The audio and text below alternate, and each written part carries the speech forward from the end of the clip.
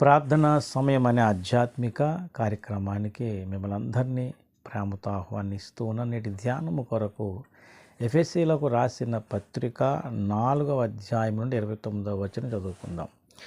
వినువారికి మేలు కలుగునట్లు అవసరమును బట్టి క్షేమాభివృద్ధికరమైన అనుకూల వచనమే పలుకుడి గాని దుర్భాష ఏదైనాను మీ నోట రానియకుడి.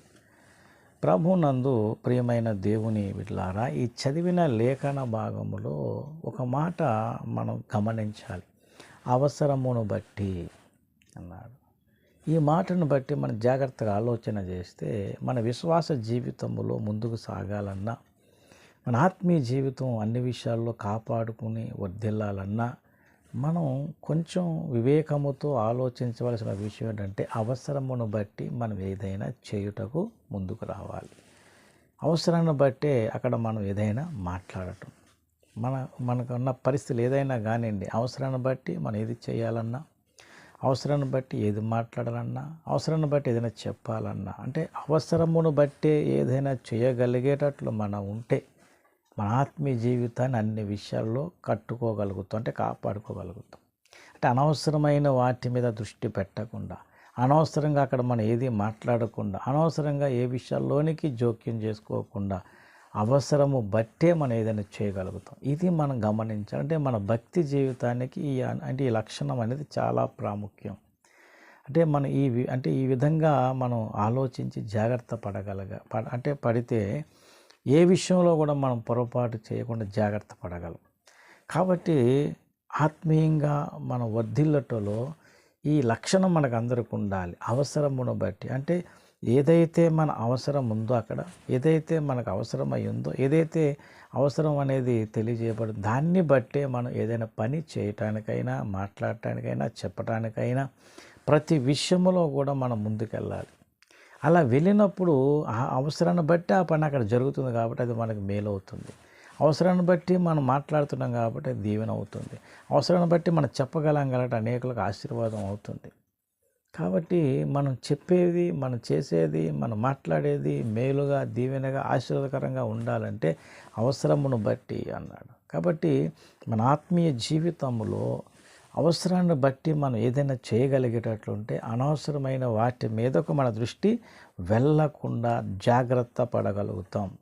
కాబట్టి అనవసరంగా ఎన్నో విషయాల్లో మనం వెళ్తున్నాం కనుకనే కొంత రకమైన నష్టం మనకు ఆత్మీయ కలుగుతుంది అండి. రకరకాల పరిస్థితులు ఏర్పడుతుంది. కాబట్టి అనవసరంగా మనం ఎందుకు వెళ్ళాలంటే అవసరం తెలుసుకోకపోవడం, అంటే అక్కడ మన అవసరం ఉందో లేదో తెలియనందు చేత కొన్నిసార్లు అనవసరంగా మనం ముందుకెళ్తుంటాం. అనవసరంగా ముందుకెళ్ళినప్పుడు నష్టము, అవమానం, ఇబ్బంది కలగవచ్చు. కాబట్టి ఇక్కడ ఈ చెప్పిన లేఖన భాగంలో ఈ మాట మనం దృష్టి పెట్టి అవసరమును బట్టి అన్నాడు. అంటే అవసరం లేకపోతే అక్కడ పని లేదు, మనం చేయాల్సిన పని లేదు, మనం చెప్పనవసరం పని లేదు. కాబట్టి అవసరాన్ని బట్టి మనం దేవుని పనిలో ఏదైనా చేయడానికి ముందుకెళ్దాం. అవసరాన్ని బట్టి అక్కడ మనం మాట్లాడటం నేర్చుకుందాం. అవసరాన్ని బట్టి ఏదైనా చెప్పడం నేర్చుకుందాం. అవసరం లేనప్పుడు మనం చెప్పనవసరం లేదు, అవసరం ఏమిటి ఎవరితో మాట్లాడనవసరం లేదు, అవసరం లేనప్పుడు మనం ఏ పని చేయనవసరం లేదు. ఎందుకంటే అక్కడ అవసరం లేదు. అవసరమైతే, అందుకని అవసరాన్ని బట్టి అన్నాడు. కాబట్టి మన ఆత్మీయ జీవితంలో ఉన్నతమైన మెలకువలతో ముందుకు సాగాలంటే ఈ విషయాన్ని కొంచెం ఆలోచించాలి. అవసరాన్ని బట్టి నేను ఏదైనా చేయాలి, అవసరంను బట్టే నాకు ఏదైనా నేను చేయటానికి ముందుకు వెళితే అది నాకు మేలుగా ఉంటుందని గ్రహించగలిగితే అనవసరంగా ఏది మనం, అంటే అనవసరమైన వాటిలో ఏదిట్లో జోక్ చేసుకోకుండా, అనవసరమైన వాటి మీద దృష్టి పెట్టకుండా, అనవసరంగా ఏది మాట్లాడకుండా వివేకముతో, జ్ఞానముతో మనం ప్రతి విషయాన్ని ముందుకు సాగగలుగుతాం. మన మాటల్లో జ్ఞానం, మన ఆలోచన జ్ఞానం, ఏదైనా క్షేమాభివృద్ధి కాలంగా అన్ని విషయాల్లో ముందుకు నడిపించే రీతిగా మన ఆత్మీయ జీవితం కట్టుకోగలుగుతాం. కాబట్టి సందేశం దేవుని బిడ్డలారా, అవసరాన్ని బట్టే నువ్వు ఏదైనా మాట్లాడుతున్నావా? అవసరాన్ని బట్టే నువ్వు ఏదైనా చెప్పగలుగుతున్నావా? అవసరాన్ని బట్టే నువ్వు ఏ పనైనా చేయడానికి సిద్ధపడుతున్నావా? ఒకవేళ ఇంతవరకు అవసరాన్ని బట్టి అనే మాటే ప్రక్కన పెట్టి అవసరం ఉన్నా లేకపోయినా నువ్వు రకరకాలుగా ముందుకెళ్ళి నష్టాన్ని తెచ్చుకున్నావా? దానివల్ల నువ్వు చేసిన పని వల్ల ప్రయోజనం లేక ఇబ్బంది పాలవుతున్నావా?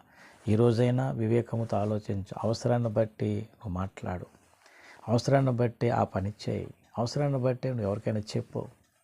అవసరం లేకుండా నువ్వు ఏది మాట్లాడినది వ్యర్థమవుతుంది, అపహాస్యం అయిపోతుంది. కాబట్టి అవసరాన్ని బట్టి మనం ఏదైనా చేయగలిగేటట్లు జాగ్రత్త పడితే మన పని ఆచరించబడి వర్ధిల్లుతాం. కాబట్టి సందేశం ఉన్నవారు ఆలోచించండి.